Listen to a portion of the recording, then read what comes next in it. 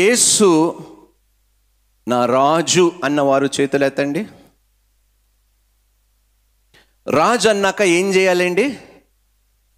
రాజు ఏం చేస్తాడు? ఏలుతాడు, పరిపాలిస్తాడు. రాజుకి వ్యతిరేకముగా మనం ఏమైనా మాట్లాడగలుగుతామా? ఏదైనా ఆదేశించగలుగుతామా? తిరగబడగలుగుతామా? లోబడకుండా మన సొంత పనులు ఆయన పర్మిషన్ లేకుండా మనం చేయగలుగుతామా? చెప్పండి.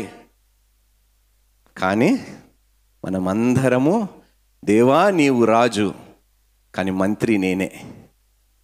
నీవు రాజు, మంత్రి నిర్ణయాలు నేనే తీసుకుంటాను, నువ్వు జోక్యము చేసుకోవద్దంటున్నావు. ఈరోజు దేవుడు ఏమంటున్నాడు తెలుసా? ఈ ఆలయముని, ఈ శరీరముని పాడు చేసిన వారి శరీరముని నేను పాడు చేసేదను.